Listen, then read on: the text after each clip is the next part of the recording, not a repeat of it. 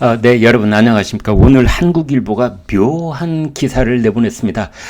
결과에 따라서는 일파만파가 예상이 되는 그런 기사입니다. 지금의 국정원이 두 가지를 조사하고 있다는 겁니다. 하나는 2018년 2월, 지금부터 4년 전에 평창 동계올림픽이 있었죠. 그리고 그로부터 두 달 뒤에 1차 남북 정상회담이 열렸습니다. 지금 4년 전 봄에는 평창 동계올림픽에 북쪽에서 고위 인사들이 대거 내려왔었고, 그 뒤 두 달 뒤 북한의 김정은과 한국의 문재인 대통령이 제1차 남북 정상회담을 가졌습니다.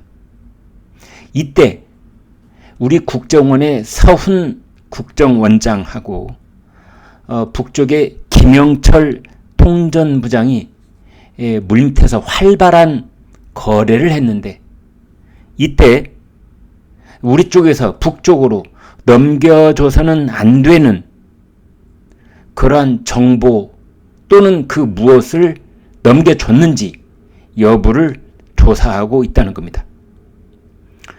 지금 현재 국정원은 서훈 전 국정원장, 박지원 전 국정원장 두 사람을 보고서 무단 삭제, 그 다음에 북한 어민 조사 강제 종료 등등의 혐의로 고발한 상태에 있습니다.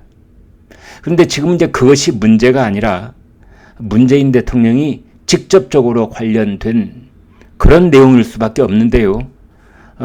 문재인 정부 시절에 우리 국정원과 북한의 통일전선부 사이에 오간 메시지를 정식으로 문제 삼게 됐다는 것입니다. 한국일보 기사는 물론 우리 국정원을 거칠게 비난하는 그런 논조를 띠고 있습니다. 국정원이 정권이 바뀔 때마다 변심을 하고 있다는 거고, 그 변심에 거침이 없어서 마치 잘 훈련된 사냥개처럼 어폐가 있습니다. 잘 훈련되기보다는 본능에 따라서 움직이는, 최근에 개사고가 크게 일어나서 지금 그쪽에 민심이 흉흉합니다만은 이제 이런 얘기를 하고 있는 겁니다.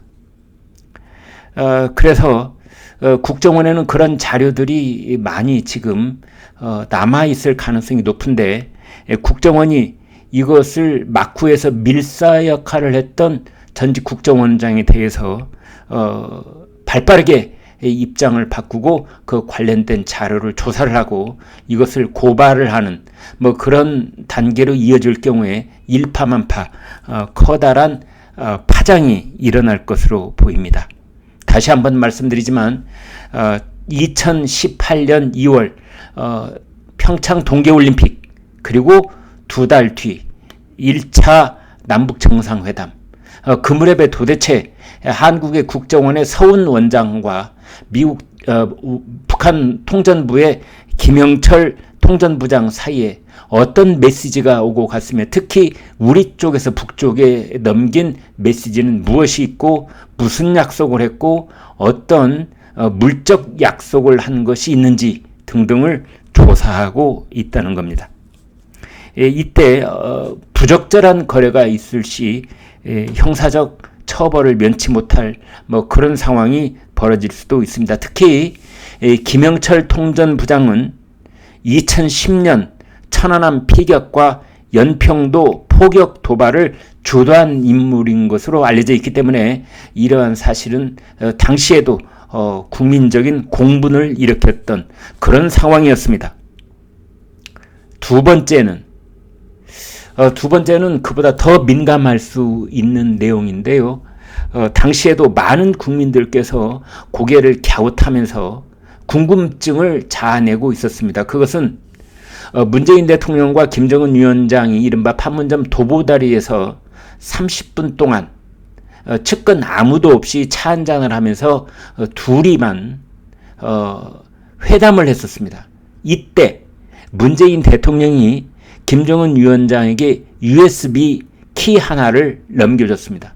여러분도 잘 아시는 것처럼 USB 키, 이것이 용량이 얼마냐에 따라서 엄청난 양의 정보가 담길 수가 있습니다. USB 키 30메가 기가바이트짜리면은 대개 거기에는 영화가 5편, 6편 실릴 수 있을 만큼의 대용량입니다. 누가 합니까? 만약 그 USB 키 이 용량이 100기가바이트 뭐 이 정도로 더 큰 것일 경우에 영화가 20편이 그 이상이 담길 수 있을 만큼 방대한 양의 정보 제공이 가능한 용량이다. 이렇게 볼 수 있겠습니다.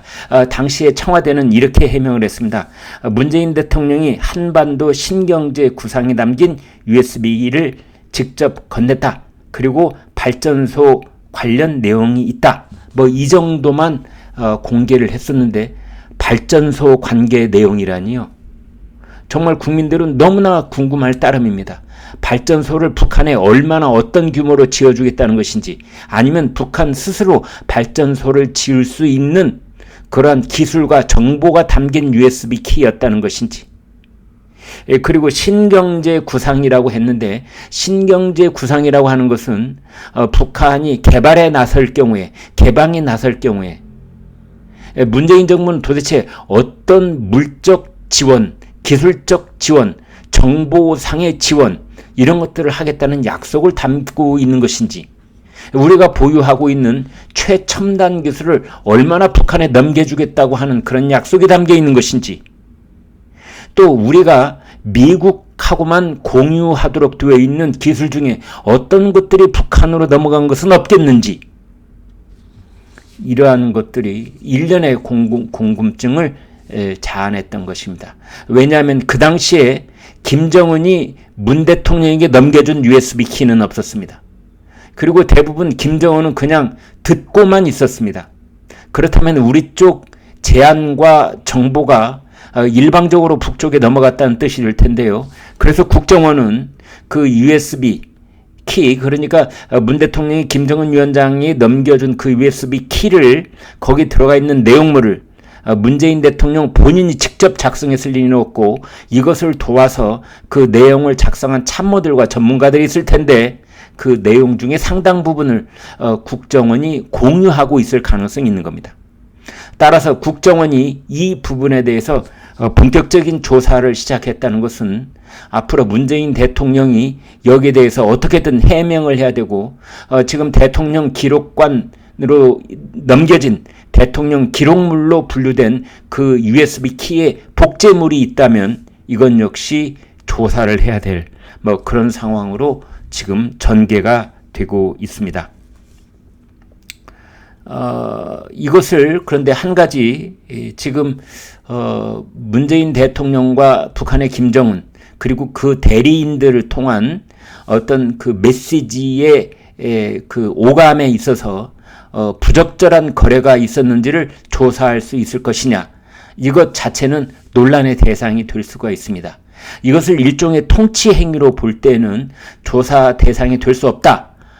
이런 법리도 일부 가능하고, 실제로 대법원은 2004년도에 김대중 정부 때 김정일과 김대중 두 사람의, 김대중, 김정일의 이 남북 정상회담 개최, 이것을 통치 행위라고 해서 사법심사의 대상은 아니다, 뭐 이렇게 판시한 적이 있습니다. 그러나 이번에 문재인 대통령은 대용량의 USB 키를 통째로 김정은에게 일방적으로 넘겨준 것이, 이건 뭐 움직일 수 없는 증거로 남아 있고, 그것을 청와대도 당시에 인정을 했기 때문에 그에 대한 이 복제물, 그 USB 키 그것에 대한 복제물이 반드시 있을 거라고 봅니다. 국정원에 있든지 아니면 대통령 기록물로 분류가 돼 있든지 어디엔가 있을 겁니다. 하나만 남아있는 것인지 아니면 복수의 복제물이 남아있는 것인지, 그것에 지금 존재해 있는 곳, 그 장소를 찾아서 조사에 들어가는 그런 상황이 전개될 수 있겠다, 뭐 이런 보도가 있습니다. 물론 한국일보는 국정원이 이 정권에 따라서 이렇게 갔다가 저렇게 있다가 종잡을 수 없이 정권의 향배에 따라서 적을, 그러니까 정권의 반대쪽을 물어뜯는 그런 행태를 보이고 있다는 식으로 비판의 논조로 이 기사를 쓰고 있습니다만, 저는 그것뿐만이 아니라 오히려 그 반대로 그러나 그 국정원이 정권의 향배에 따라서 이런저런 변화의 모습을 보이는 것과는 전혀 별도로 문재인 정부 시절에 도대체 김정은과의 거래에서 무엇을 북쪽에 제공을 했고 무엇을 넘겨주려 했는지 그것은 밝혀져야 된다는 것이고, 그것의 구체적인 시기와 내용물로는 2018년에 있었던 동계올림픽과 남북 제1차 정상회담, 그때 남북 사이에 정확하게는 서훈과 김영철 사이에 오간 메시지들, 그 다음에는 문재인 대통령이 김정은 위원장을 직접 만나서 도보다리에서 건네주었던 그 USB 키, 이것에 대한 조사가 이루어져야 된다고 봅니다. 네, 여러분 구독, 좋아요 부탁드리겠습니다.